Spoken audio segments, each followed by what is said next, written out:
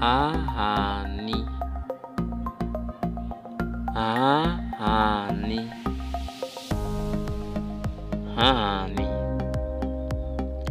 Ahani significa tia.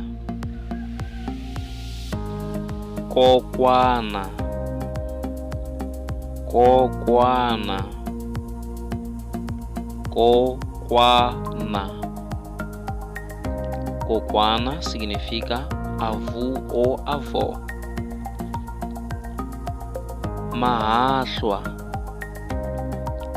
mahahlwa, hlwa, hlwa, mahahlwa. Mahahlwa significa gêmeos. Malume, malume, malume. Malume significa tio. Mungana, mungana, mungana, mungana significa amigo ou amiga. Mutswari, mutswari, mutswari, mutswari, mutswari significa mãe ou pai. Ngwenza, ngwenza, ngwenza, ngwenza.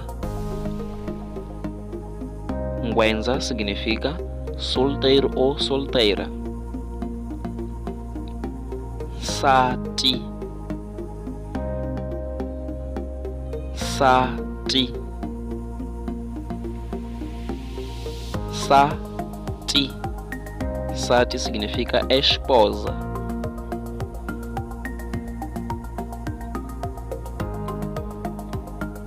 Ntukulu,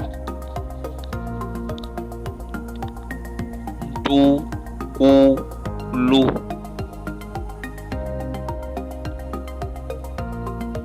ntukulu significa neto ou neta. Tatana,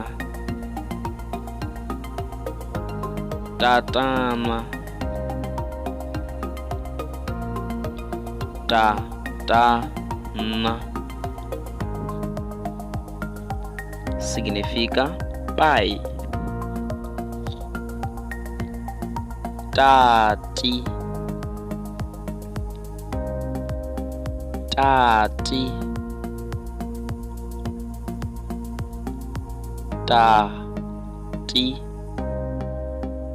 tati significa irmã. Vatswari,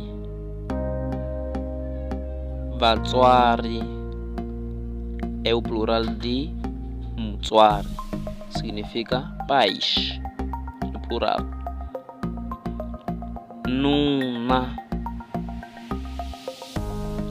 nuna, nuna, nuna, nuna significa esposo, esposo.